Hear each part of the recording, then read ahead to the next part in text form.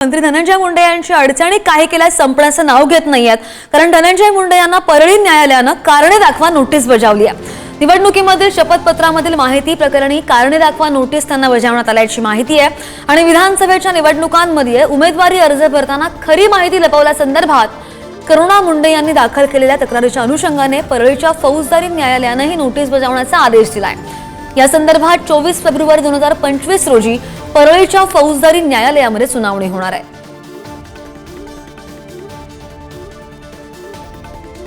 आणि आपण पाहतोय दिवसेंदिवस मंत्री धनंजय मुंडे यांच्या अडचणी काही केल्या संपण्याचं नाव घेत नाहीयेत, कमी होत नाहीयेत, कारण की एक एक आरोप त्यांच्यावर लागत चाललेले आहेत। धनंजय मुंडे यांना परळी न्यायालयानं कारणे दाखवा नोटीस बजावली आहे। निवडणुकीमधील शपथपत्रातील माहिती प्रकरणी कारणे दाखवा नोटीस बजावण्यात आलेली आहे आणि विधानसभेच्या निवडणुकीमध्ये उमेदवारी अर्ज भरताना गोंधळ झाल्यानं ही नोटीस बजावण्यात आली आहे। अधिकची माहितीवर आमचे प्रतिनिधी उदय नागरगोजे आपल्या सोबत आहेत। उदय, आपण पाहतोय बीडचं प्रकरण पहिल्यापासूनच आहे, त्याला 2 महिने झाले, त्याची सुनावणी अजून अडकून पडलेली आहे, त्याचा पाठपुरावा अजून सुरू आहे, त्यातच करुणा मुंडेंनी केलेले हे आरोप आणि त्यानंतर आता ही बजावलेली नोटीस, काय नेमकं म्हटलेलं आहे या नोटीसमध्ये आणि कधी ही सुनावणी पार पडणार आहे, कधी मुंडे यांना चौकशीसाठी बोलावण्यात आलंय?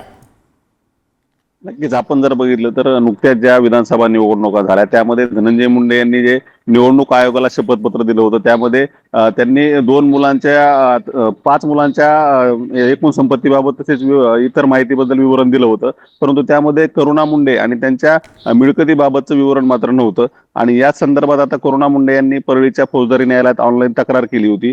या तक्रारीवरून आता न्यायालयानं धनंजय मुंडे यांना कारणे दाखवा अशी नोटीस बजावण्याचे आदेश दिले आहेत। आता या प्रकरणातील पुढील जी सुनावणी आहे ती 24 फेब्रुवारी रोजी होणार असल्याचं तक्रारदाराचे जे वकील आहेत त्यांनी म्हटलंय। एकंदरीतच आपण पाहू शकतो गेल्या काही दिवसापासून धनंजय मुंडे यांच्यावर वेगवेगळे आरोप होत आहेत। आता निवडणुकीत जे शपथपत्र दिलं आहे त्यावरून देखील आता न्यायालयाने कारणे दाखवा नोटीस बजावण्याचे आदेश दिल्यानं धनंजय मुंडे यांच्या अडचणीत कुठेतरी वाढ होत असल्याचं आपल्याला पाहायला मिळत आहे। निश्चित त्याची माहिती घेत राहू। धन्यवाद दिलेल्या सगळ्या सविस्तर माहितीसाठी।